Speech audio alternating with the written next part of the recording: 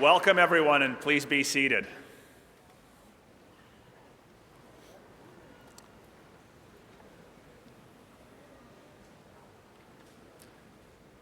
Distinguished guests, members of the graduating class, faculty, alumni, family, friends, and all of those that are here and watching us on live stream, welcome. It's with a great pleasure that I welcome you to the 2023 Weatherhead School of Management Diploma Ceremony.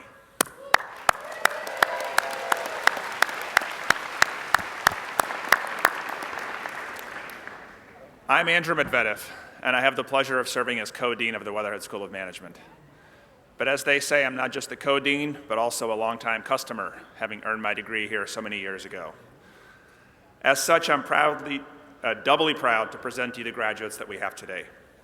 And now it's my honor to introduce J.B. Silvers, who also serves as co-dean and the John R. Mannix Medical Mutual of Ohio Professor of Healthcare Finance. J.B.? Thank you, Andrew.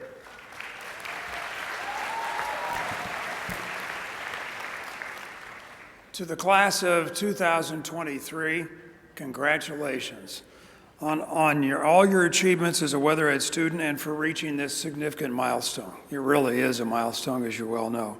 This is a special occasion to our graduates, of course, but for your families and also for me as my first time as your co-dean and presenting this in this ceremony. So we're all new at this first time around.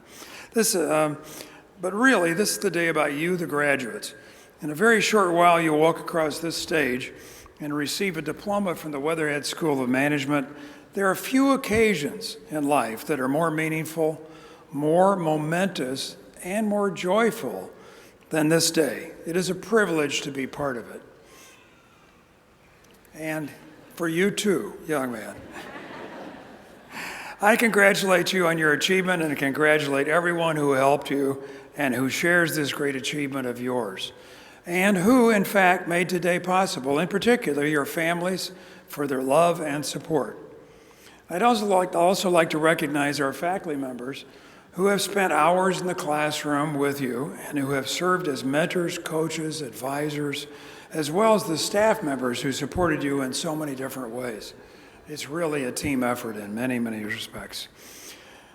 Pursuing your degree has come with many sacrifices, both expected and unexpected. Many of you left a career to focus on building new skills for your next professional life, and others added the rigors of classes, homework, and intensive study to a full-time job. Each path presented difficult choices and limited your time with family, friends, and your community. As a graduate, which you can call yourself today, you have followed a path where you have grown in ways that you may not have felt were possible before you started this academic journey at the Weatherhead School of Management.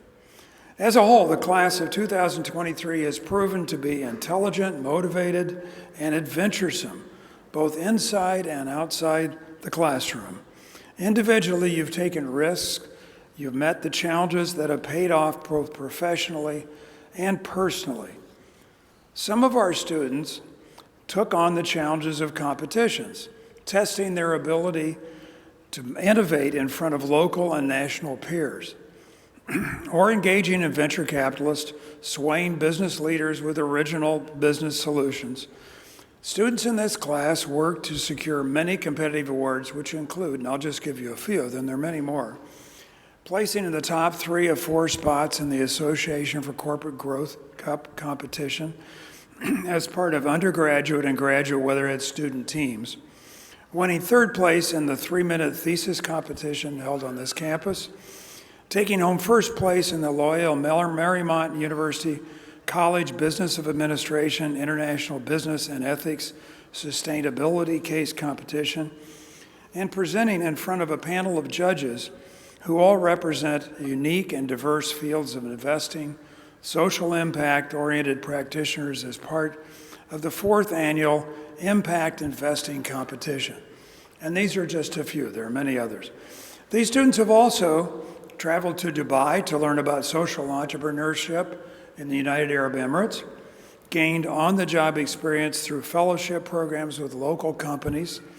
We're able to take part in city treks across the country, visiting companies in person to learn about the challenges faced within the industry, different roles and skills to focus on as they head in new directions in their career journey. On behalf of the Weatherhead faculty and staff, we applaud your commitment and dedication to achieving your degree, and we are extremely proud to be sharing this moment with you.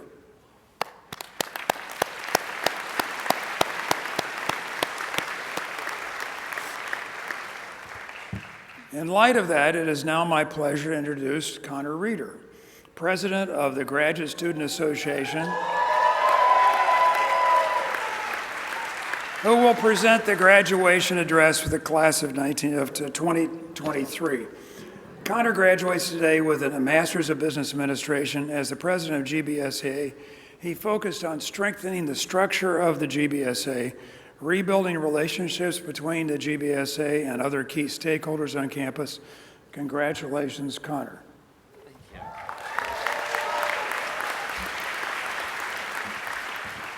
Well, thank you, JB.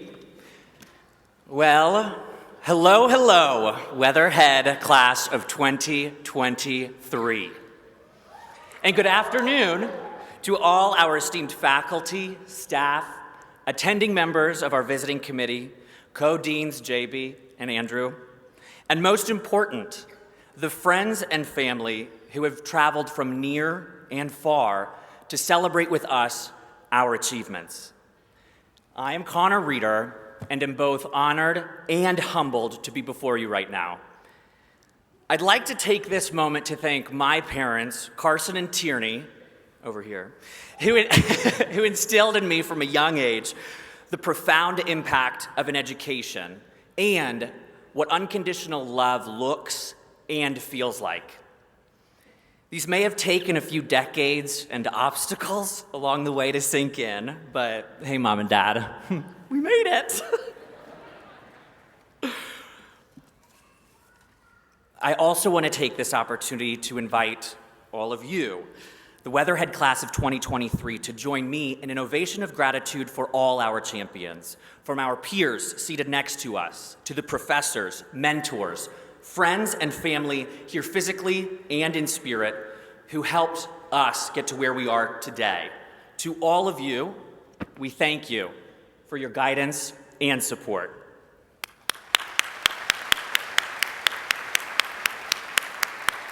Okay, that's enough applause for them. This is about us.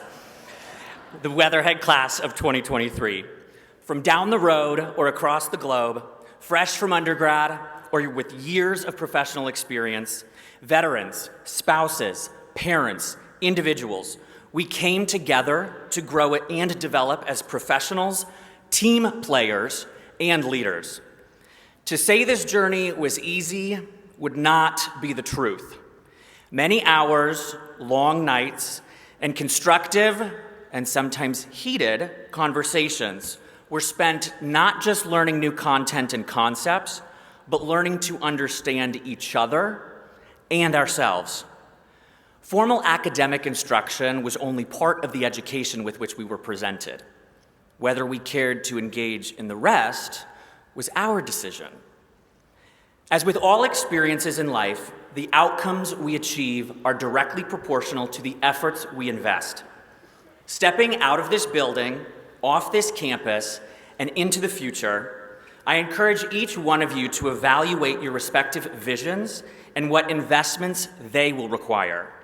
Determine what is important to you. Take stock of your mission. Follow your passions. As Confucius said, wherever you go, go with all your heart. Make the most of each and every moment as you travel along your path, for it is your own, one that you have and will be creating. Engage in the process. The journey will find the destination. Be willing to learn, to be wrong, to take risks, to be humbled. These are necessary to grow.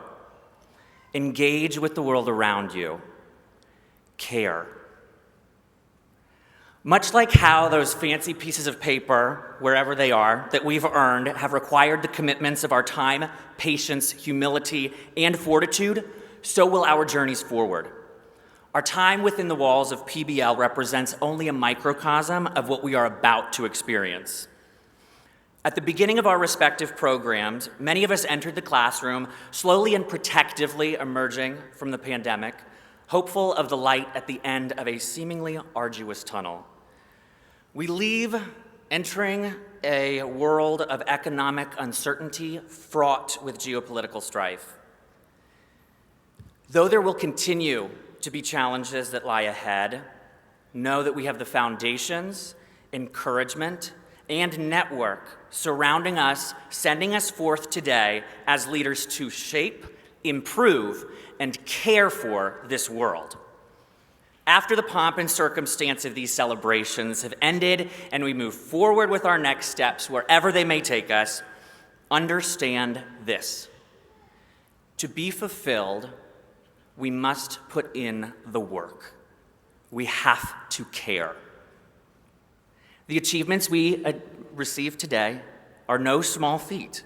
In our final moments together as a class, I encourage you to reflect on all the effort invested as both an individual and team player to get you here today.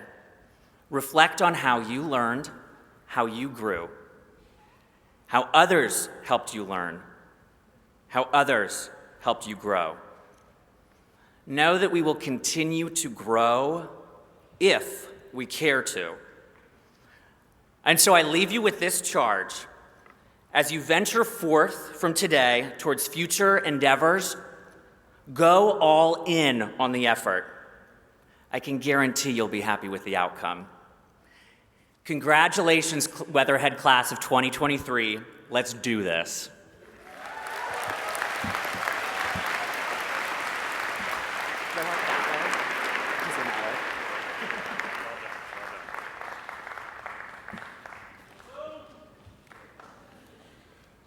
Thank you, Connor, for those inspiring and, as usually, well-stated remarks.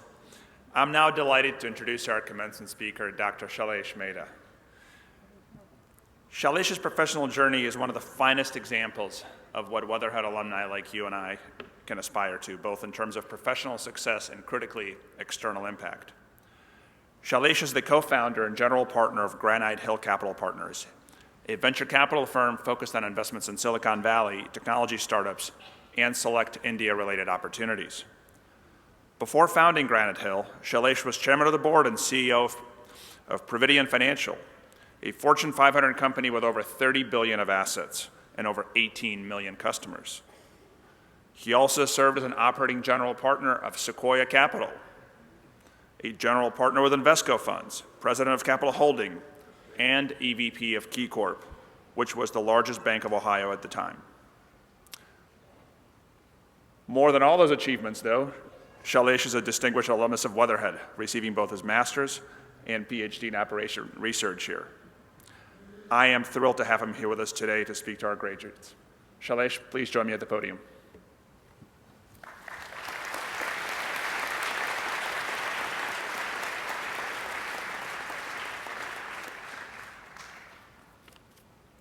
Good morning, or now good afternoon, since I'm on the West Coast time. So when I wrote my notes, I said good morning, but now I realize it is afternoon here. So, I first of all, honorary members on the dais, congratulations to this graduating class. And I'm just so happy to be invited back here. I missed my own commencement, by the way, so this is very moving for me. And it was when I accepted this invitation, are you able to hear me okay? All right. I was nervous. What do you say to a commencement speech? And I tried a couple of attempts to write. JD said very well. Connors, you spoke awesome. I wish I was as eloquent as you are at your age. So I said, let's ask ChatGPT-3. So I asked ChatGPT-3 to write me a commencement speech. And it wrote me.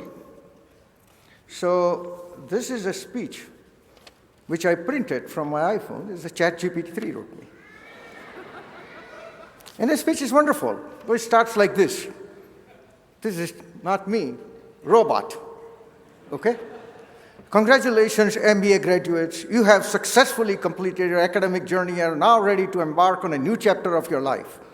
As you step into real world, remember that the skills and knowledge you have gained during your program are your most valuable asset. Use them wisely and never stop learning. Isn't this wonderful? I couldn't write this well. Despite a doctorate and an honorary doctorate. Always keep in mind that the success is not just about making money, also about contributing to society and making a positive impact.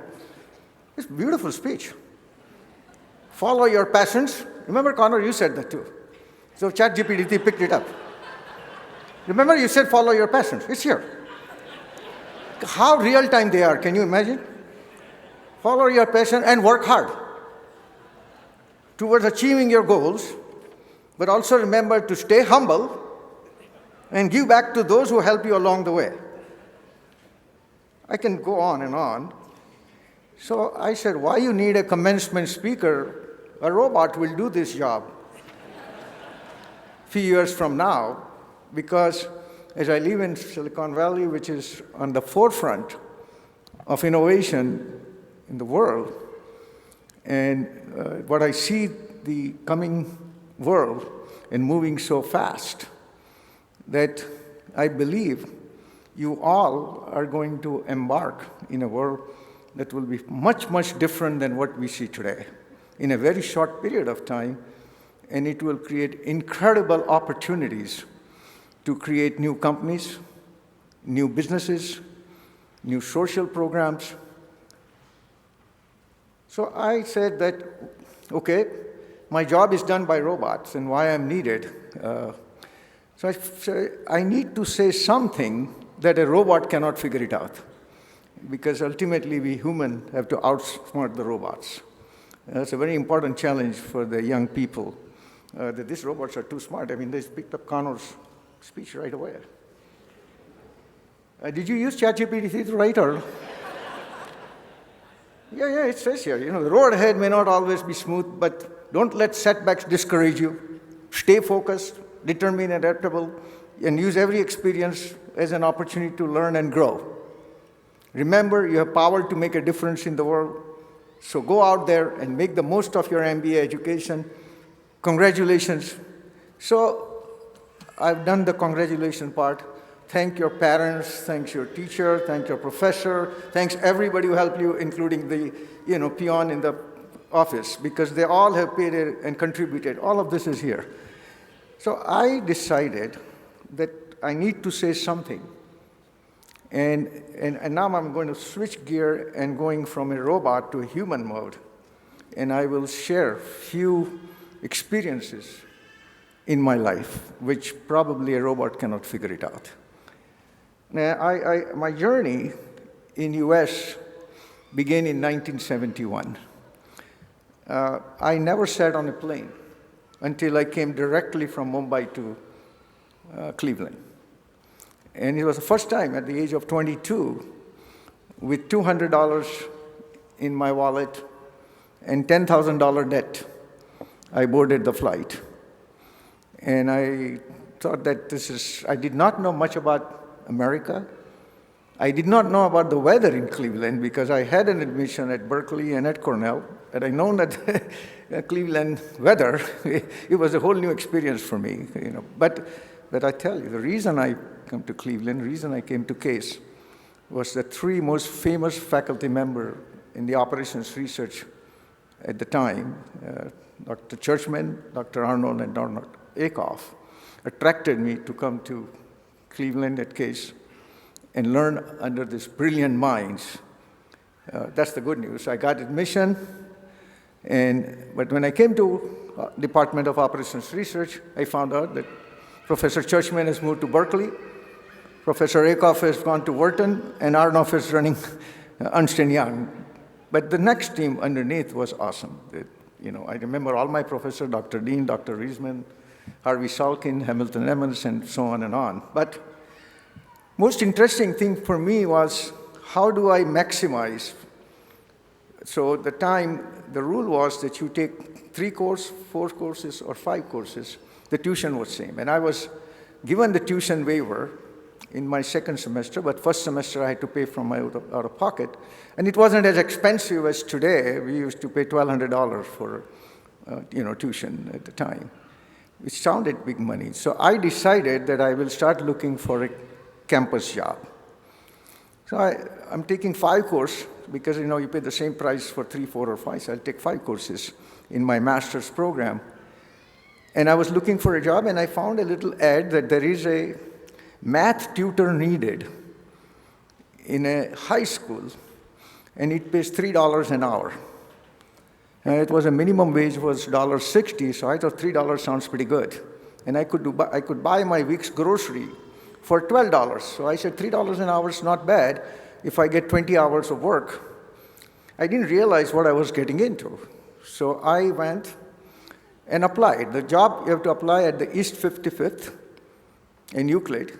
And I didn't even know that area at the time was not considered very safe. And I was accepted. And I was given the job. It's still there, John Hay High School. Some of the old Clevelanders would know, at East 105 and Euclid. Now, I did not know that high school at that time also was a very dangerous place to go to work. And I just didn't know anything about this. So I said, $3 an hour teaching math, that's my favorite subject. Not a bad job. Now, the first day I go in my class, first they check me, even that time, whether I have any dangerous weapon on me. And then I was given the assignment to teach advanced math. And I was given 12 students in my class, all black, 6 boys and 6 girls. And almost every student was bigger and taller than me in my class. And we had a language problem. What I said, they don't understand. What they say, I didn't understand. But eventually, we worked it out. And then we said that, so where are you from? And I said, I'm from India. I'm just giving in the English we all talked. He said, well, why are you here? I said, I'm going to teach you math. He said, do you have rockets? I said, no. Do you have an atomic bomb? He said, no. So how can you be smart? You are a snake charmer country. So we need smart people to teach us, not someone coming from a snake charming country. So I said, well, if you're so smart, then you teach me. Why don't you give me to take a test? So the guy said, no, they talk among themselves. In the end, they decided to test me whether I'm qualified to teach them or not. So they went on the board, and they wrote down like 12, 13-digit number. And then say multiply by another 12, 13-digit number. It's a multiply. So this was, I am a silver medalist from IIT Bombay, and he's asking me a multiplication as my test with a 13 by 13-digit number to see if I'm qualified to tutor them. Without thinking a minute, I wrote down randomly 26 digits that came my head and said, that's the answer. Now they all got, man, this man can multiply fast. I knew that they can multiply that number. But then they got smarter, right? They consulted and said, how do you know it's the correct answer? I said, well, then you give me the correct answer. And that was the end. The reputation started in the school that there is an Indian who can multiply a 13 by 13-digit number in a fraction of a minute, and he's so smart. Now, obviously, my journey with them went very well. But the funny part was that even as a tutor, I was allowed to use the teacher's lounge. And when I go, and the 2 teachers, I remember one was Italian, DiMarco, another I can't remember, and said, Mr. Mehta, can you teach us the technique how you multiply 13 by 13 number? And I said, I don't know. I just randomly wrote the digit.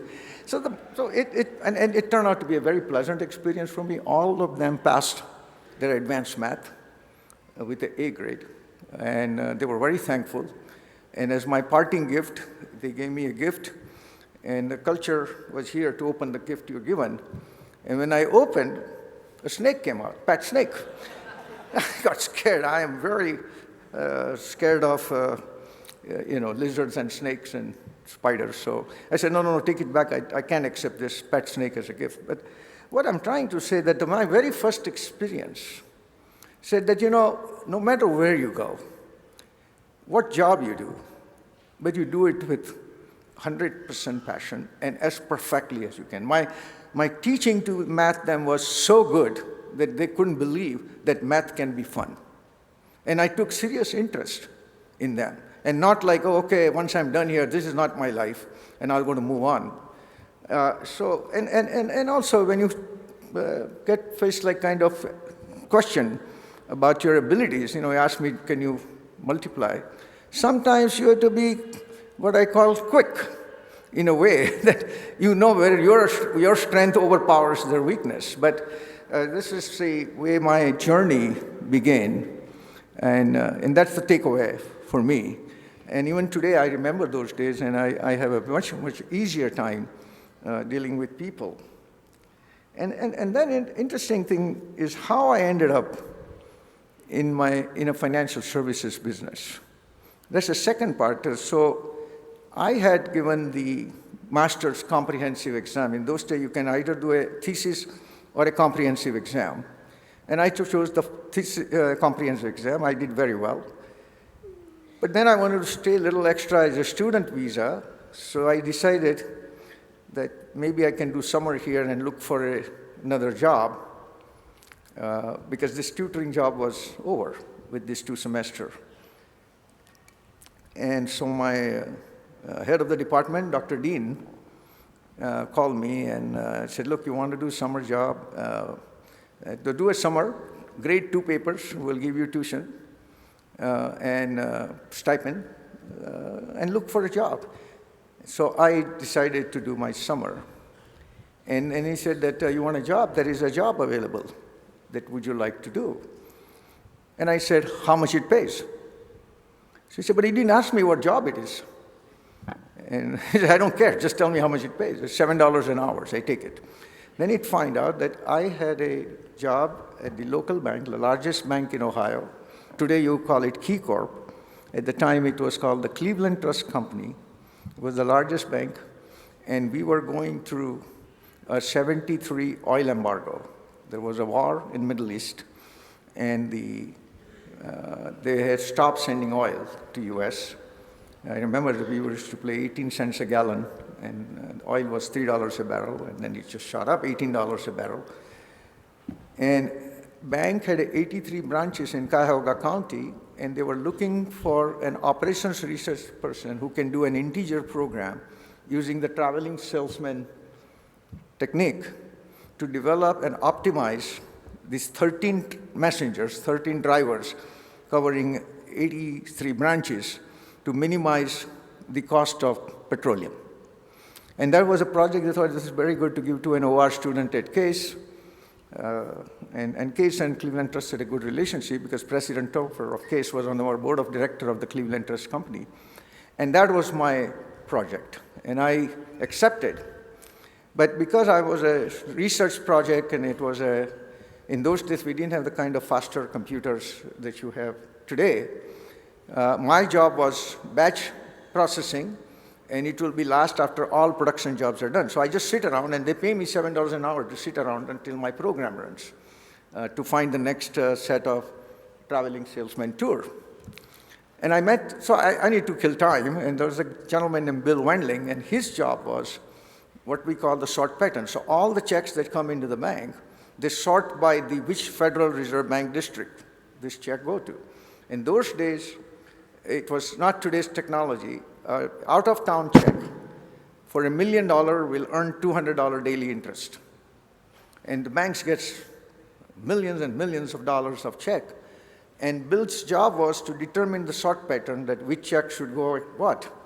So he will decide how the check sorter run, reader sorter, and put there are 22 pockets. and then how the checks should be sorted. And I was just observing, and I realized, Bill, what do you do? Tell me. And he was doing a very simplistic way, and being the OR graduate and my technique, I said, Bill, you're doing it not right.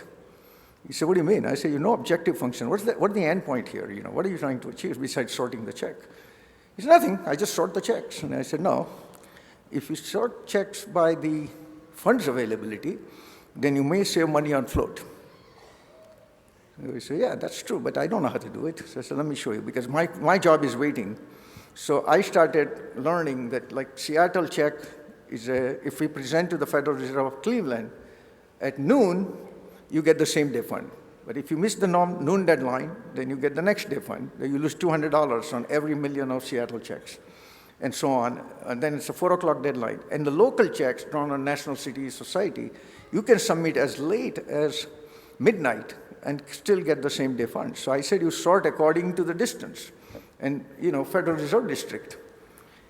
I worked with him, we'd fine-tune his program, but he was such a nice person. So he went and told my boss, who was hiring me as a part-time project, says, Meta can write an algorithm, and we can save a lot of money on this check sorting.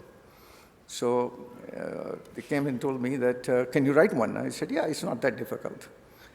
And so the traveling salesman said, who's going to do the tour? I said, let me tell you. When I looked at the first set of data, so data science started in my brain at that time, and I think it's going to be the future. Data is the future gold that you all should remember in a digital world. And today we are all hungry for data in Silicon Valley. But I was looking at data, and I said that the suburban branches have local tech, the downtown branches have out-of-town checks. So we shouldn't worry about sending suburb is far from downtown. We shouldn't spend money traveling the messenger all the way to Willoughby or Mayfield Heights, and just collect from Terminal Prospect and all the other branches and process them fast, because those corporate checks are the out-of-town checks, residential. Fast forwarding the story, I ended up saving bank, in those days, almost $27 million in float by reorganizing the sort pattern. And that's how my career in finance started, because the vice chairman of the bank found out what I did, and he says, and he had a deep voice, Mr. Cox, said, I want to hire you. I said, I can't work. I said, why? I don't have a green card. I said, what's green card? I said, it's a permanent visa, you're required to work here. And so he calls the head of human resources, says, get Meta a green card. He says, I don't know. He said, it's a process. You have to advertise in the newspaper. Labor Department has to say that we have a shortage of this talent, and so on.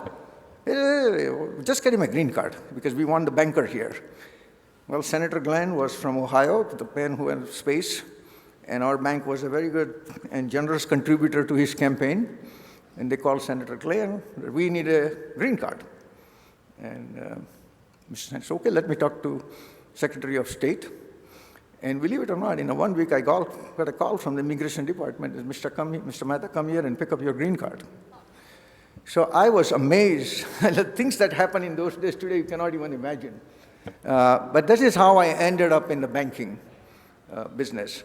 And what I would say that every year I found new ways of doing things, and became, first time we took the approach of the quantitative models in a banking and created the most powerful credit card underwriting system using the data. And so to me, this is how I ended up in financial services. So people say, oh, how did you plan your career? I didn't plan anything. Everything happened by accident, including my PhD, which I shared with you, some of you, yesterday, because while I was taking the summer course, there was a homework problem, because I was working in the bank and doing the summer course, which I solved, and that turned out to be my PhD thesis. And it was on a graph theory, I call it degree-constrained graph. And so I wasn't aiming for doctorate, but I ended up, but they said, now your thesis is written, you have to finish the coursework. So I had to say 2 more years to take 20 additional courses to finish my doctorate coursework. So the journey I had, the experiences at the ground level, working with people which were coming from poor and difficult class, to all the way, the bankers, where I was the first I would say, colored officer, president, a vice president, executive vice president of a bank, I had incredible experience, and therefore, and then I went in operations, so I learned how to execute. So let me share one thing with you. Many of you, I talked to some of you, you want to explore the world of investment and venture capital. Strategic advantage to be a good, successful investor in venture capital, someone even asked me a question yesterday, is not the idea, is how well that person can execute the idea. In financial services, there are no intellectual properties. Anything you design today, the bank can copy, so there are no patents. The only differentiates between a good, well-managed company versus a poorly managed company is their ability to flawlessly execute. So no matter what you do, whether you do a startup, whether you invest, whether you work in a company, the execution skill to the nth degree of perfection will give you incredible advantage in your career. Trust me. You know, many people have great ideas, but they don't know how to execute well. So what I learned in the bank said, now I know how to build systems, but I also know how to run a business. How do I motivate people? How do I create human arbitrage? How can I take someone, his market value is, say, $100,000, and I can generate $400,000 wealth out of that person's contribution. And that arbitrage creates the wealth. That's how you become successful in businesses. If you can get the productivity out of people, because the way you manage, we spend a lot of time managing people who don't do good job and ignore the people who are really doing good job. The reality is, in the real world, spend time people with good job and don't waste your time with people who are not doing good job, because the person who is good job one day will walk out on you because not getting the love and affection from you as a leader. So as a leader, as a businessman, emphasize on your strength and build from your strength. Don't try to go and do something that's beyond your domain. In my investment experience, I look at my data, which companies I had a successful exit, and I made more money, and which companies I did not do well. The pattern was obvious. My risk-taking ability was very high where I did not know enough about the business. Does it make sense? When you don't know, you take more risk. And when you do know, you become conservative. So I was far more conservative in investing in financial services because I knew enough, so I know everything that could go wrong. But I lost money when I invested in a pharma company or in a other company because I did not know the business. So domain expertise gave me in my case, and I'm saying there are journalists, people make investment across the board, gave me the ability to say the pattern was obvious. The companies where I wrote off and I was failed were none I had a domain expertise. And I was taking this disappropriate amount of risk, whereas company I knew, I was doing good job because I understood the business. But that's personal. I mean, everyone has to find your own strength and weakness. The biggest mistake we make that we don't know what we don't know. Okay? You are very confident, and we think that if I have graduated, I'm very smart, I can solve any difficult problem, so I'm going to go out and I have an intellectual superiority that I'm going to leverage in advising everybody. I think to be truly successful, quit advising and start listening. You will be surprised how smart you become by listening more and advising less. That's why people say, can you be my company's advisors? No, I cannot. But I will tell you my experiences with you, where I went wrong, and see if you can draw your point for you. The last part, and I'm going to wrap this up soon because I was given a time that I want to make sure I stay on schedule, is the combination of adaptability. I came from a culture which is very different. I came in a new culture, which is very different. But I took it as a positive rather than saying, I want to criticize what is good of every culture and how do I enhance quality of my life and the culture that I create. And it was amazing because what I found out, that they would give me jobs in my professional career, always staff job, the analysis project, but would not let me manage people. And I said, wait a minute, I mean, how do I progress and become a leader if I'm not managing people? And they had a fear that culturally I'm very different, and I may not be able to communicate well unless people have a certain level of education and intellectual. So yeah, you're very smart communicating with smart people. What about people who are not as smart? How are you going to communicate with them and manage them? I complained a couple of times to bank and said, look, let me. Then my mentor, was a guy named John Rogers, he was at Yale, Harvard, and he believed in me. He said, you know what? I want you to learn a few things. One of the things, he says, come at the third shift at night and look at what's there. And I came at third shift, and all the workers were black at those days. And I didn't notice that, by the way. Then I came and met with him, and he said, what did you notice? I said, no, nothing. He said, didn't you see that there was no white working in the third shift? I said, no. So your job is mix it, bring it. And then he said, okay, you cannot differentiate between V and W. Most Indian will not differentiate between volleyball and wall. So you have to fix and bank will not pay. So I'm going to direct you to the Professor Frail at Cleveland State University, and he will work on your V and W, he will work on your stuttering R, because in America, your intellect is directly correlated to your communicating skills. So if you can't communicate, no matter how you smart, people don't value high. So better learn that if you want to really learn. So that's a culture. It's not I criticize, oh, well, if you can't understand my accent, I'm disadvantaged. Say, yeah, this makes sense. In my own language, if you can't communicate well, you're not that smart. So communication skills, I invested my personal money to improve. I'm not as good, otherwise I'll be running for an office. But I learned, I did not view that as a criticism, but as a constructive criticism of building my career. I did not know which fork to use and which knife to use. And when I was a banker, one of the key customers was Walt Timken, of Timken Ball Bearing. And when you have a Timken, and at that day, Mr. Timken used to get a $40 million dividend check. And then he will come and visit me, and we talked sometimes, and Mr. Timken said, so what do you do on a weekend? I just meet socially with some friends and catch up on my work and spend time with my family.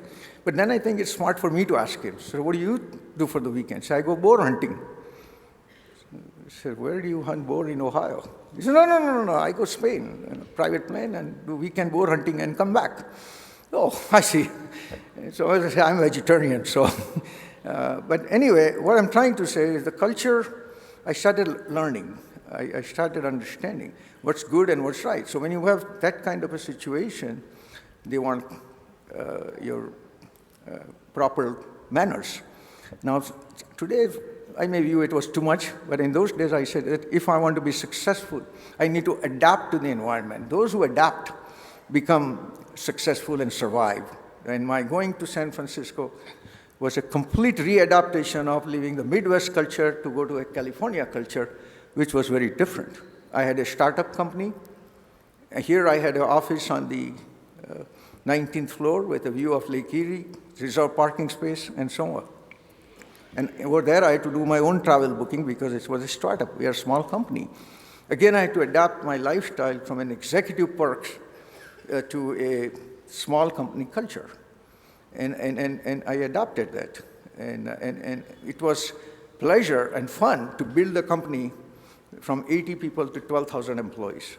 And I had to reinvent management every year. We had two operations, one in San Francisco City and one in Pleasanton. And even Pleasanton culture on East Bay is different than the San Francisco culture. You talk about two regions. Those from East Bay are looked down upon by those who live in city.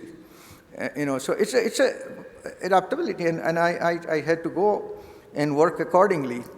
But one thing is, as I built my company, I reinvented, and I suggest, some of you may start a company or some of you may go in a business. Larger you want to become, you have to reinvent your management style. And you have to transfer as a micromanager from an entrepreneur to a manager who can become a chief human resource officer, recruiting the right people and empowering them so they can carry out the same level of execution as you were doing.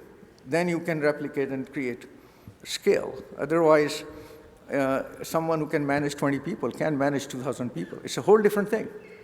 And managing 10,000 people is different. In San Francisco, you cannot say, we used to give a Christmas party in San Francisco, we cannot say it's a Christmas party. We have to say holiday party because we will be offending too many cultures. If we say Christmas party, of course, Jewish people feel no, we believe in Hanukkah. You cannot say Mr. and Mrs., you say you and your significant other, So these are little nuances, but if you don't adapt, I have to restrict how many drinks people can have because if they commit an accident in the party drinking more than 2 drinks, I can be sued, okay? So we had to transform every stage and create a unique company. My top management was started, and this is my last part, in diversity. I was Indian, who was the founder of the company. My vice president of marketing was Shami Siddiqui, he was a Pakistani. I had Henry, he was gay. I had Julie Montanari, my data scientist, was Italian woman. I had Elena Delgado, who was Cuban. I had diversity in 1986 and 87. I don't need a diversity office. Okay? If you look at people straight through their brilliance and without anything else, you will have a natural evolution. And I was very happy that we built this company with this team. And some of this team members, after we sold our company, are still reaching out to me when they start, and I make money, even investing. And my parting message, I don't want to take, but I just wanted to say that the decisions you make today are not permanent. Remember that. Okay? So don't worry about, did I make a right decision or not? But make a decision. And then try to make it good, rather than worrying about making good decision, because you will have a paralysis by analysis. Okay? So decisions you make today are not permanent. Remember that. And don't worry. If it was the wrong decision, so what? Restart. Okay? Learn from it. And the first thing to learn in real world, which I already say, to know that what you don't know, because you don't know a lot of things. You believe that because you were trained in business school, you know everything about business, right? Then every business school professor should be a billionaire. If they know how to run the business, sorry. But no, you should know in real world what you know is what you don't know. How successful you are, and this is ChatGPT 3, this was Connor said, be humble. Humility brings incredible amount of opportunities. Okay? Those who look up and walk, they fall. When the stone, they fumble. But those who look down and walk, they see a stone and don't fumble. So humility should be natural. And more, you learn sometimes from a 10-year-old kid. My 12-year-old granddaughter is an Instagram.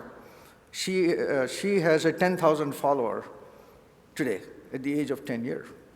And she raises money she believes in the bunny. She has a bunny club, and she has this whole helping out the bunnies and so on. And I was surprised. I sit down with her, Nikita, how did you get 10,000 followers? So when I tell you, I wouldn't be surprised in the digital world, you will be able to create a $1 billion market cap company with 2 employees. It's possible. It's absolutely possible. So, and last message, please, this citadel of knowledge here has given you so much. And the reason you're a beneficiary of such a brilliant professors and teachers, it's not happened accidentally. So many previous generation people have contributed to this university, and also other universities, and also the humanities. And you are the beneficiary of their good deeds today. Otherwise, this would not exist based strictly on your tuition, trust me. Okay? So if you are a beneficiary of someone else's contribution, you have a debt to pay back. And there is no such time that I will pay back at certain stage in my life. You can start as early as tomorrow. But you have a debt, and don't forget that. And you people who give you knowledge, for the next generation of greater humanity, you should give back, not just to your college, but to your society, to the planet. You have taken so much, please give it back. Do something that is so that you will surprise how happy you feel when you help somebody I tell you, I still cannot believe the feeling I got with those 12 students who were absolutely nothing about math and teaching them at way beneath my qualification, trust me, and way beneath my market value. But I just did it, and did it with a full passion and honesty. The satisfaction I got when all 12 of them got A in advanced math, okay? So giving back in any form, but do not just have the nature of take and not give back. So I will conclude my talk. I overspent my time, but I have so much in my life that I won't probably can go on, but my sincere congratulations to all of you. I believe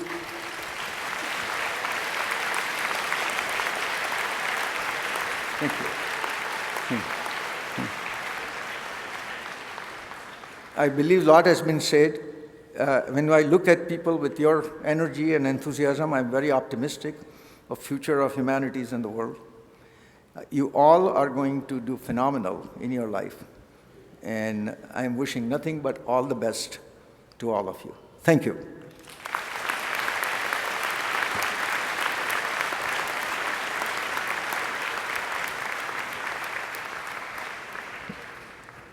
Thank you so much, Sailesh, for sharing your personal and professional experiences and thoughts. I don't think you have to worry about ChatGPT ever replicating what you've given us here today. Personal stories are by far and away the most meaningful and the ones that I've remembered over the years, so I hope you'll tuck those away and think about them, and particularly for the generosity of your time and your wonderful wife and the time that we've spent together here in supporting your alma mater. He's a lesson for you to support this alma mater the way that he has over the years and continues to do. Well, there's only one minor thing that we're supposed to do besides listen to speeches and sit here, and that is to give you your degree.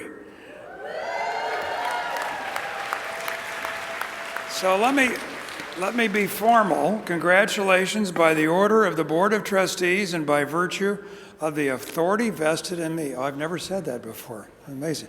By the authority vested in me, I now confer upon these candidates the degree of Doctor of Business Administration, Doctor of Management, Master of Business Administration, Master of Science in Positive Organizational Development and Change, Master of Accountancy, Master of Business Analytics and Intelligence, Master of Finance, Master of Healthcare Management, Master of Supply Chain Management, Master of Science in Management with a specialization in Operations Research and Supply Chain Management, and Master of Engineering and Management, and admit them to the honors, rights, privileges, and obligations pertaining thereto. I would now like to ask Senior Associate Dean Gregory Jonas to come up and help with the presentation of the graduates. You are in.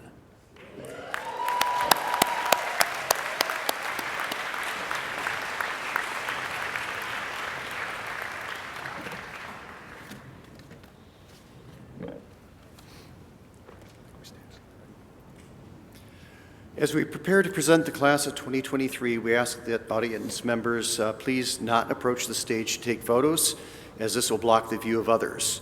A professional photographer will distribute proofs to each graduate, and you are welcome to take photos while seated. Many of our graduates have received awards, and these are referenced in your programs. These awards include the Dean's Academic Achievement Award, which is given to the students with the highest cumulative grade point average in each Weatherhead program of study, a membership in the Beta Gamma Sigma International Honor Society, which is open to students within the top 20% of the graduating class and to all doctoral graduates. Other individual student awards have been announced and were selected through a peer nomination process. Professor Michael Goldberg will help with introducing our graduates in the order of the programs as listed in the commencement book. I now invite Professor Goldberg to the podium. I beat you, Greg. Both on this side. Both over here. Great. We will now present graduates for Doctor of Philosophy. Their diplomas will be presented by Senior Associate Dean of Academic and Graduate Programs, Professor of Accountancy, Gregory Jonas. Layla Al-Katani.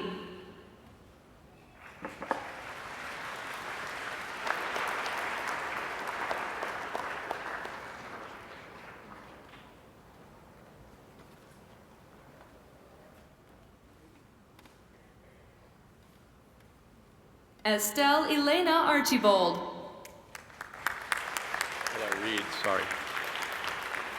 The role of disruptions and disruptor identity and generative conflict, setting the conditions for conflict reflexivity in teams during COVID-19 pandemic, hooded by Ronald Fry.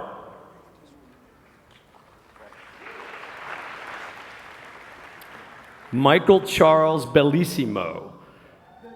Reliability and resilience at the U.S. hospitals during the global COVID-19 pandemic, a mixed method study on the effect of leader and team behavior on crisis response, hooded by Kali Luntinen.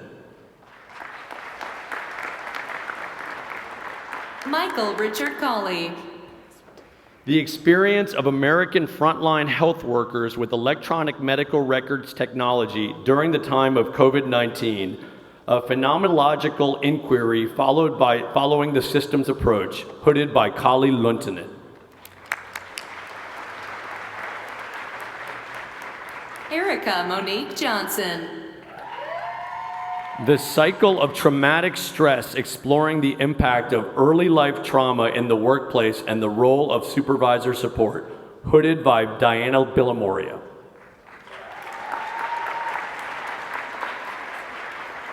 S. Mercedes McBride. Toward the micro foundations of interorganizational coordination, the experience of artifacts as a coordination mechanism amid persuasive conflict, hooded by John Paul Stevens.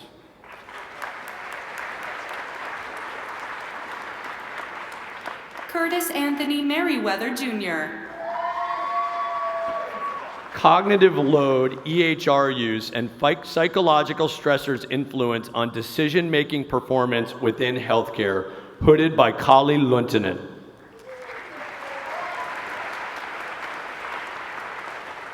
Ivory Sims. Are food banks impacting food retail? Examining the relationship between hunger relief distributions and retail transactions in a local food environment, hooded by Corinne Cohn. We will now present the graduates for Doctor of Business Administration. Their diplomas will be presented by the Senior Associate Dean of Academic and Graduate Programs, Professor of Accountancy, Gregory Jonas.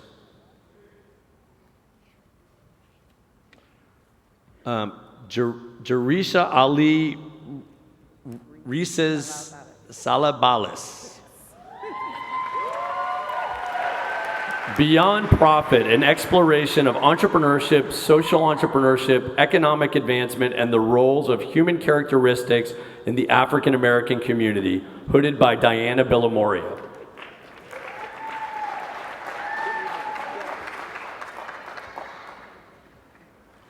Mohammed Shahadat Hussein Khan.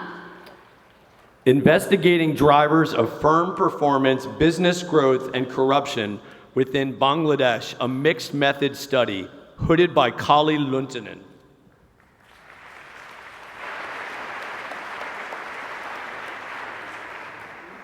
Chia Astrid Subai.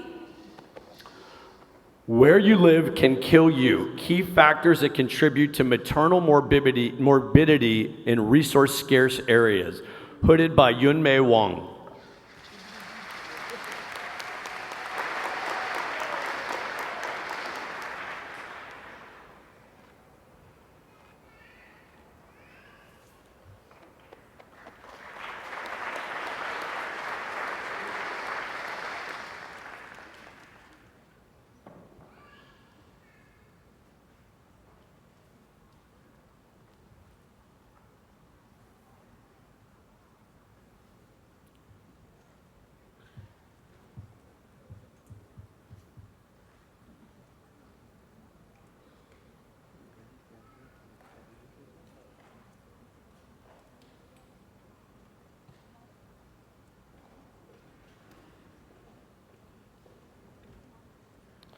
We will now introduce the graduates for the Master of Business Administration Executive Cohort. Their diplomas will be presented by the Faculty Program Director and Professor of Design and Innovation, Simon Peck.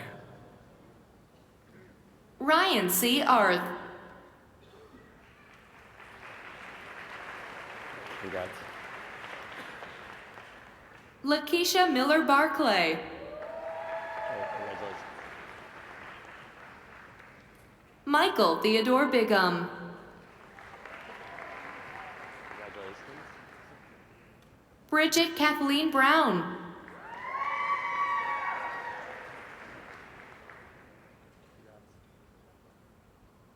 Jessica Marie Brose.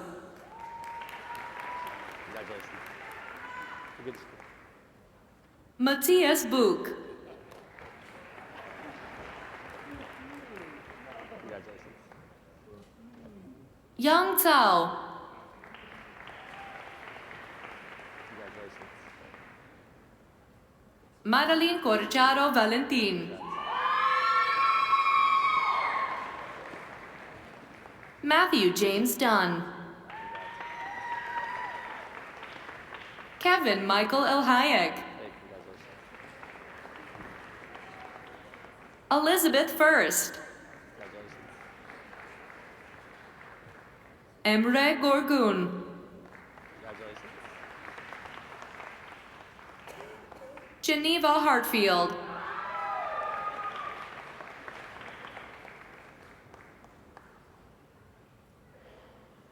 Song Wook Jan.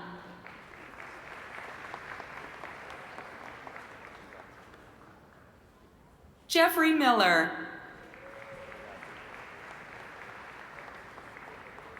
Krishna Nilakanta.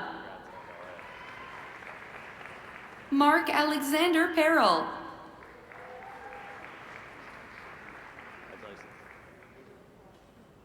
John Vargo. Christopher Patrick Vest. Xiaoqing Mabel Zhuang.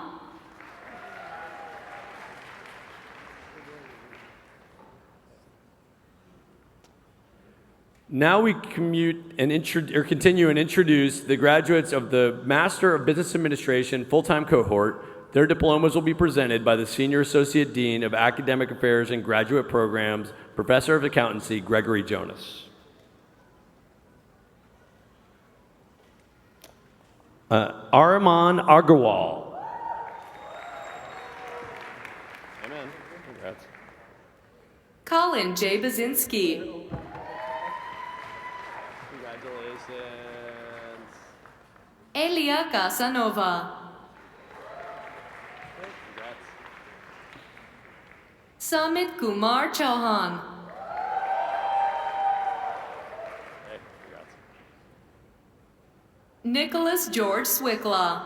Hey, congratulations. Elizabeth Marie Finazzo. Hey, congrats.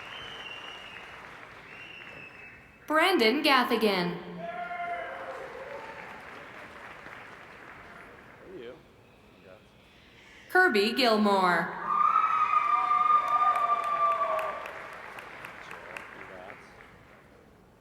Congrats. Anshul Gupta.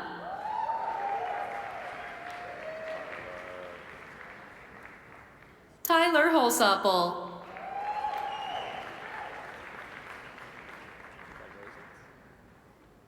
Showman Mahanti.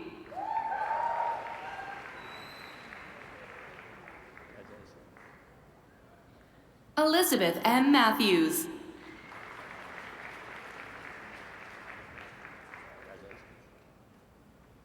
Andrea Alexandra Mitrake.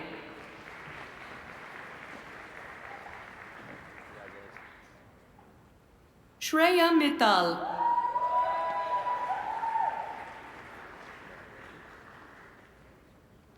Megan Moeller.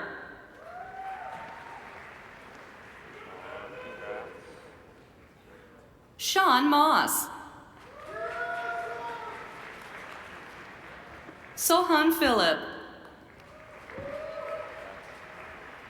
Venkata Satvik Podipireddy.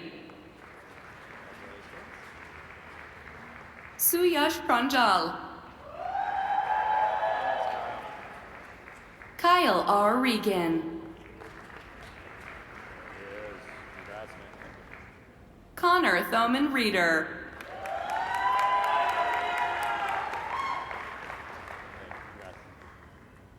Christopher Allen Rothfuse.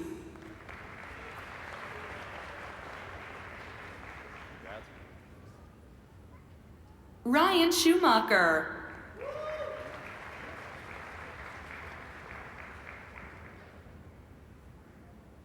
Shubham Samwal.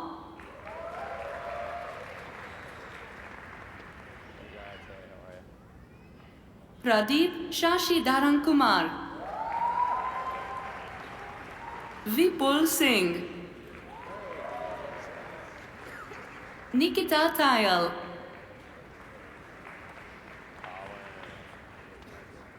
Colin James Trehan. Sai Virajita Vegi. Fiona Wong.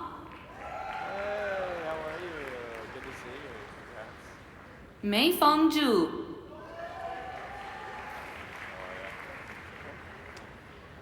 We will now continue with the graduates for the Master of Business Administration professional cohort. Professor Gregory Jonas will continue to present the diplomas to the graduates.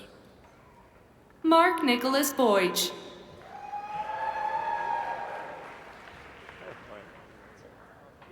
Cameron Keith Bruna. Emily. I don't. Oh, you. It just does it automatically. Emily Ann Chaho. Okay. Susanna Clements. Hey, congratulations. Jillian Pearl DePoy. Hey, congrats.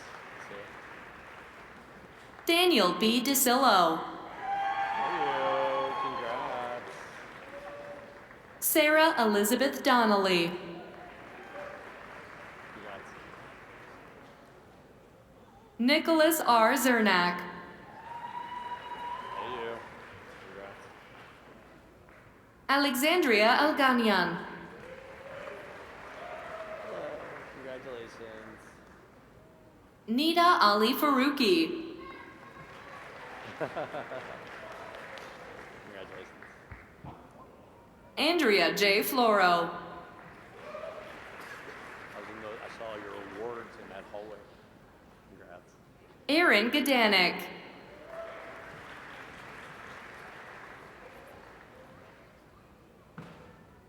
Hallie Jacqueline Grayer.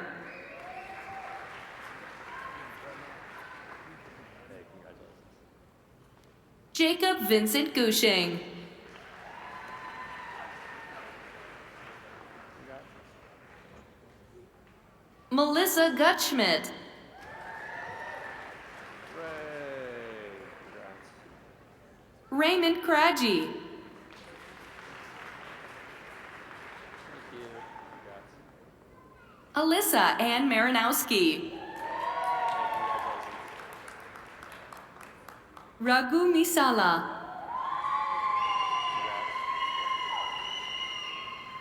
Taylor Elizabeth Mitchell. Congrats. Bhadra Nair.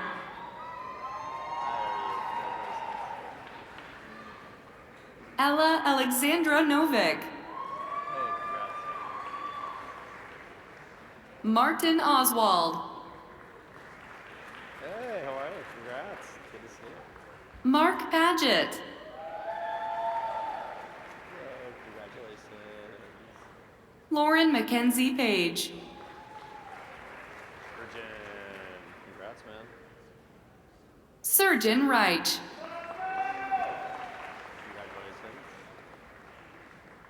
Congratulations. Rajesh.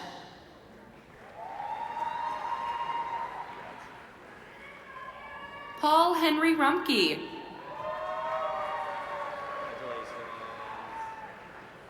Tanya Spencer. Congratulations. Angelica Sakach. Congrats. Good to see you. John Thomas Tupa. Hello, sir. Congrats. Good to see you. Robert Leo Vilwalk. Congratulations. Lena Agita Wiley. Congratulations. Yifei Zhu.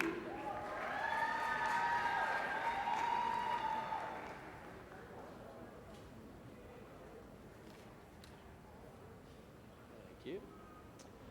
We will now introduce the candidates for the Master of Science in Positive Organizational Development and Change. Their diplomas will be presented by Professor of Organizational Behavior, Ronald Fry.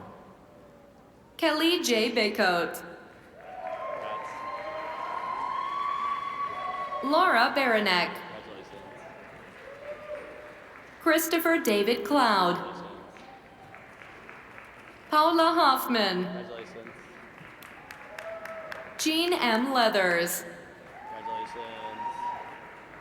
Marcus Madison. Melanie Elizabeth Myers. Congratulations. Nicholas Newhart. Congrats. Christine Scholze.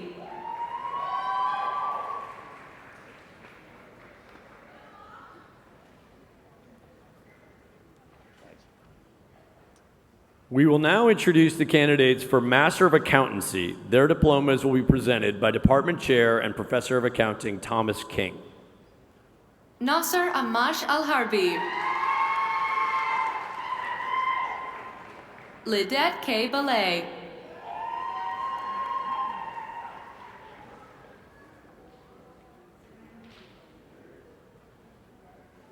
Pooja Damji Fulia. Congratulations. Lakshmi Priyanka Gajarapu. Congratulations. Hu Chen Gao. Congrats. Disha Dinesh Hegde. Good. Congratulations. Jared Evan Heller.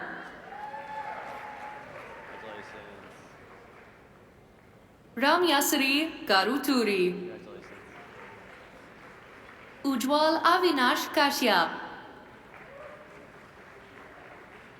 Congrats. Sai Teja Kuduri. Congratulations.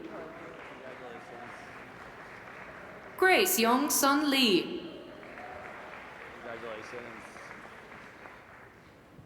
Jiang Yao Li. Hazel. Hazel Luong. How are ya? Congratulations. Mohana Malidi. Congratulations. Ashley Brianna Perham. Congratulations. Mary Elizabeth Riley. Kalyan Chakravarti Sadaram. Congratulations. Lucas Scott Schuerman. Divya Shekar.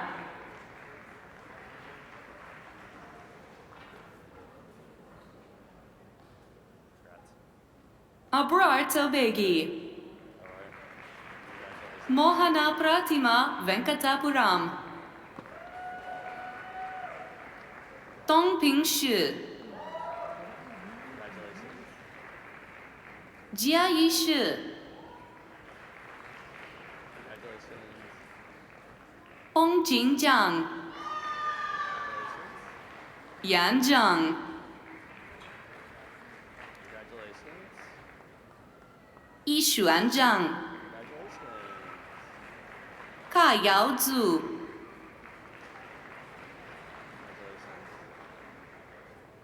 Margaret Siobhan Zimmer.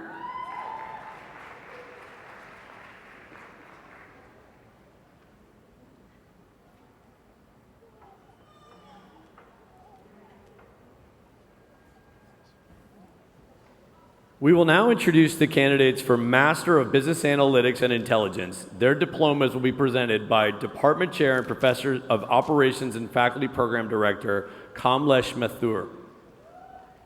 浩爽仔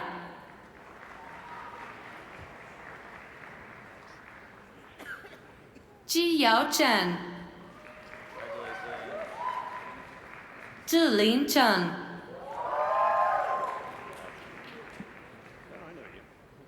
Adam Denton Cola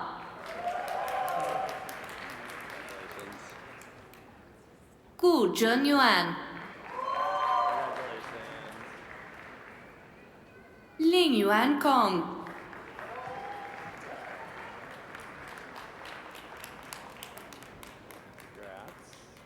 Xiang Yu Li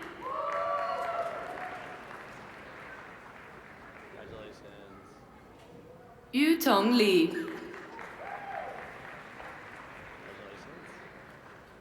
Lei Lu Chang Man Francis Gerald O'Brien Jun Chiu Minghao Wang Wenjing Wang Yingming Wang Tian Shi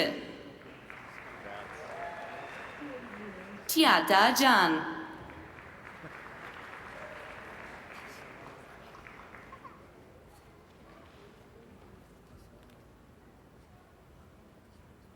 Shang Yuanzhang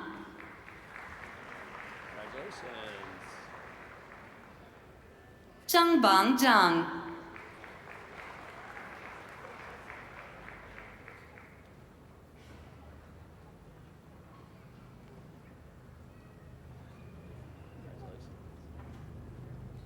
Shu Jinzhong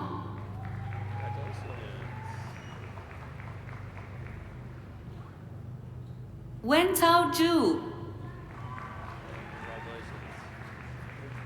Shui Hanbi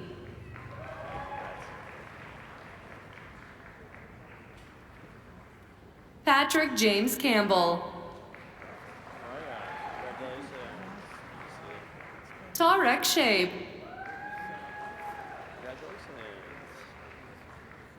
Jia Xuan Chen Shi Yun Chen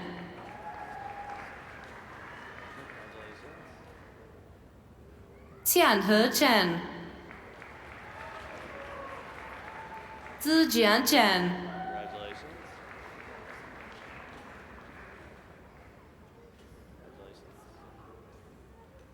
Wei Zui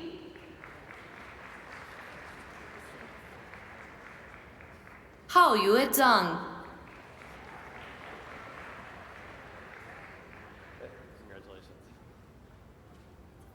Seiram Wisdom Joboku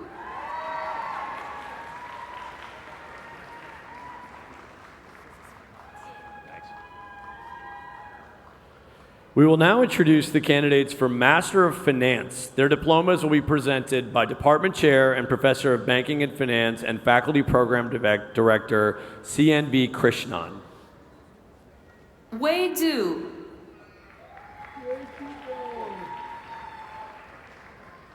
Hui Li Fei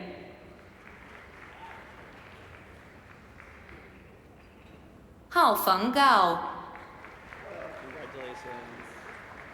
这肥骨结果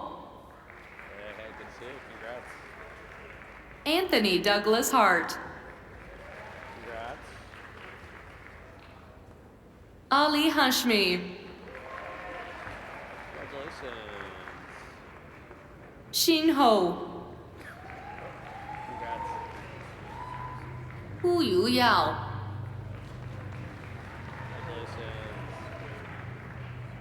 Yi Wei Wang Dean Gunnar Johnson 孙小来， Congratulations. 孝昭丽， Congratulations. 依然丽， Congratulations. 于小丽，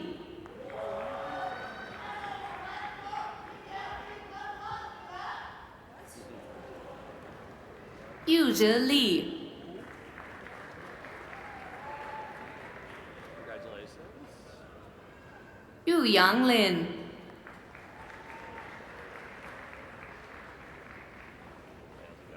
Congratulations. 张元六， Congratulations. 郝新六，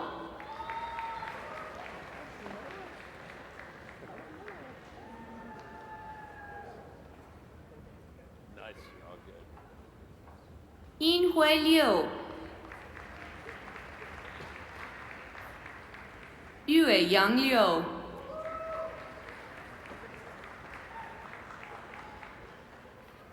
Congratulations.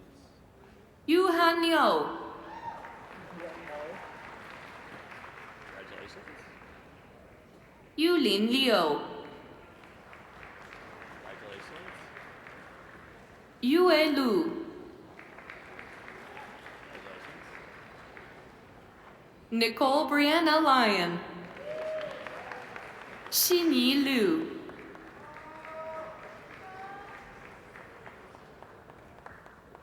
Congratulations.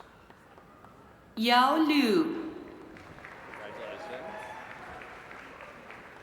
金亚马， Congratulations. 韦杰茂， Hey, congrats, man.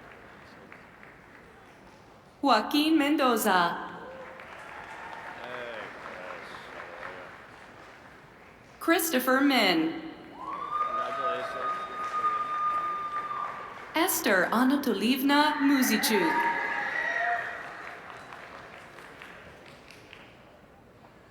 Hey, good to see you. Congrats. Christopher Noga, Hey, congratulations. Louis Norvok, Congratulations. Rui Feng Pang,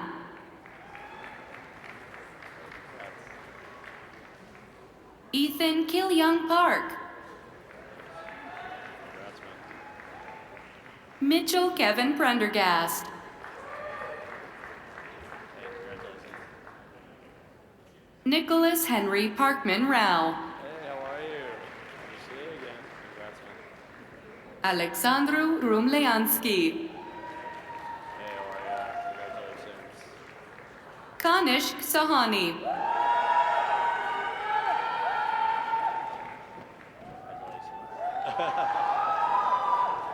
Ayusha Ritesh Sharma,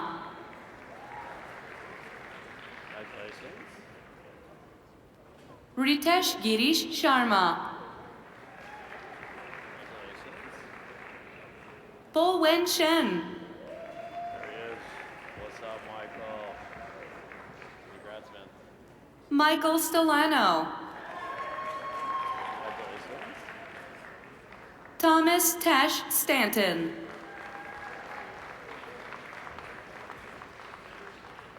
Congrats. Meng Han Sui, Dong Ning Sun,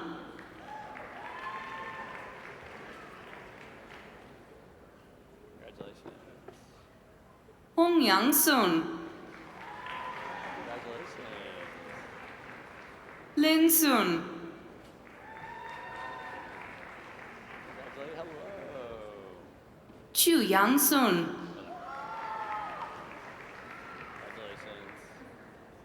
Wan Yue Sun, Thank you. Congrats. Zi Xuan Sun, Congratulations. Wen Xuan Zhang,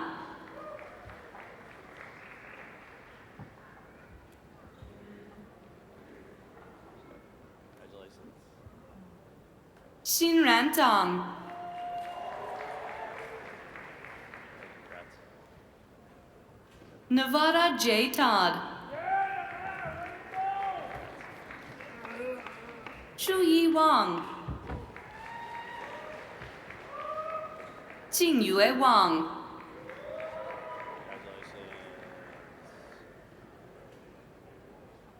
Chi-Wen Wang.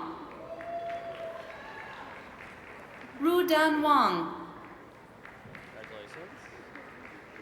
Xinguang Wang.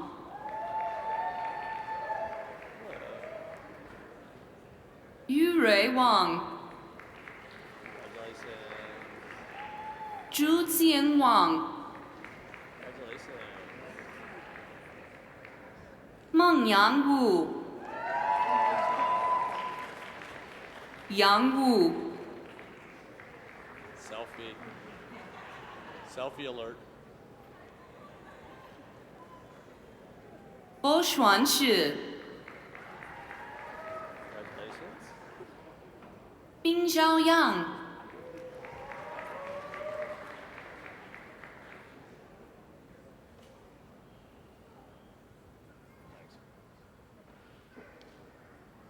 Hao Yang. Congratulations.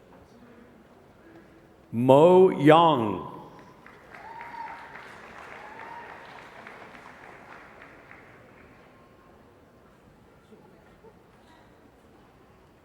Wen Yang.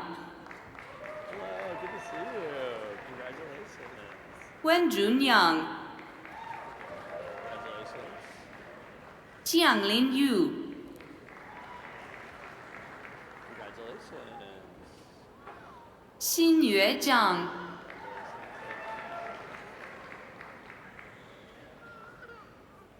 Shi Tu Zhang. Thank you. Congrats. Yi Jie Zhang. Congratulations. Bei Bei Zhao. Congratulations. Zhenan Zhang. Congratulations. Fuyang Guangzhou. Lu Shi Zhou. Congratulations. Wenda Zhou. Congratulations. Yanchan Zhou. Congratulations. Yiheng Zhou.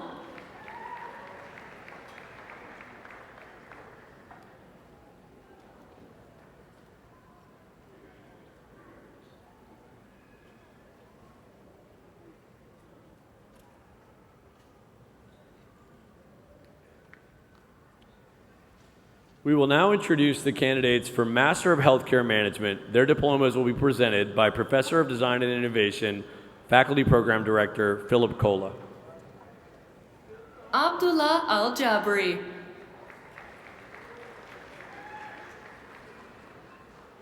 Shannon Fernando. Congratulations. Annette Umulinga Karamaga. Congratulations. Tianyi Chen Li. Congrats. Satya Morar. Congratulations. Navneet Singh. Congratulations. Shannon Switkowski.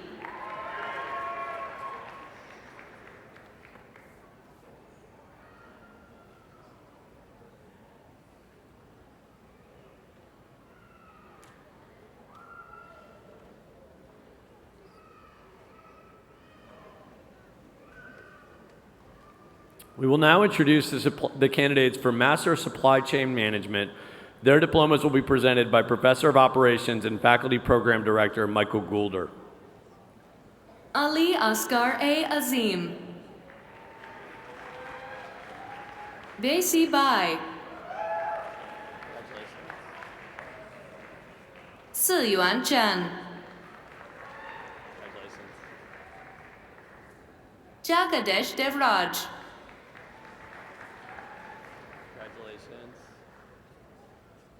Feng Hao. Congratulations. Yun Ying Fang,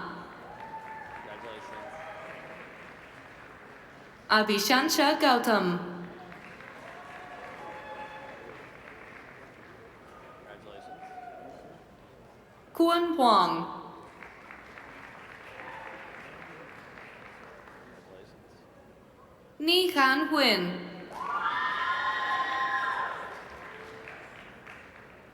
Yan Jiang,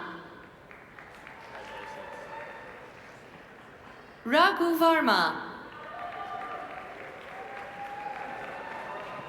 Pariti Maheshwari,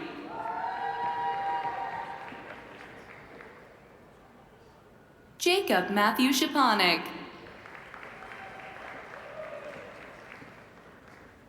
Ryan Walker,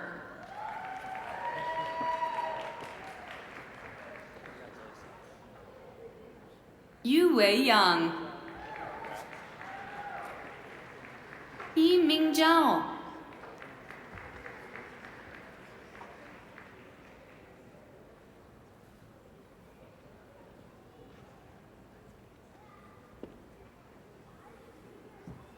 I think the last graduates are in line.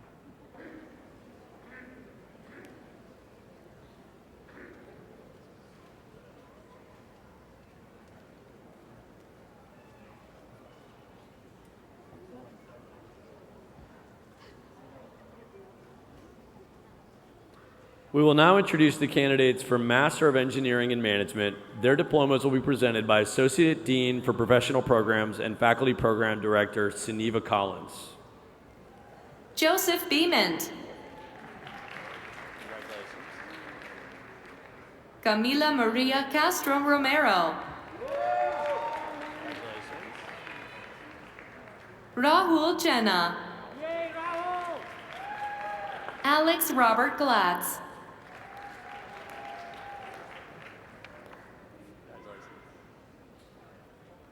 Marion Davis Hartwell, Congratulations. Barry McCoy, Congratulations. Daniela Rupert, Congratulations. Jacob Shaw, I will now present the last graduate of the evening from the Master of Engineering and Management class of 2023. Jenna Xiaomei Wagner,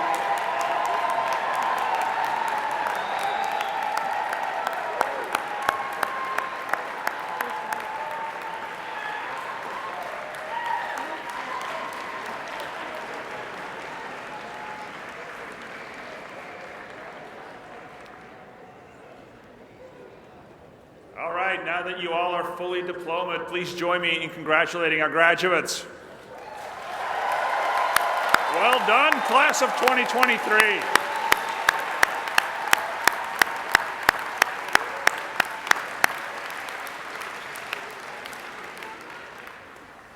Graduates, you can now proudly say that you're officially a part of the Weatherhead alumni family.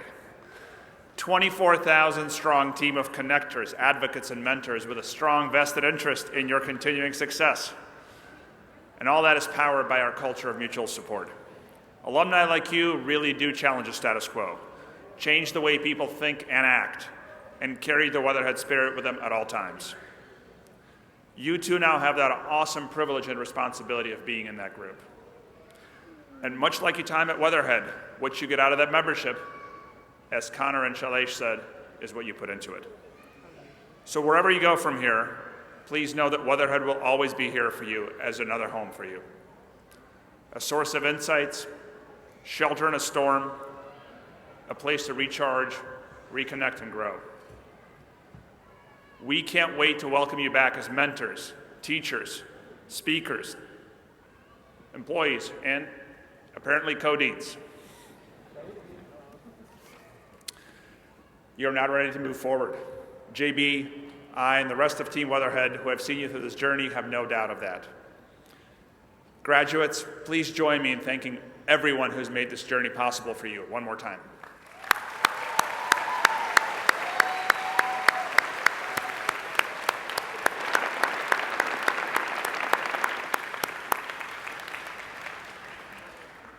So I hope that you leave here today with fond memories, new relationships, lifelong insights, and perhaps a few questionable pictures from Weatherheadless Ball.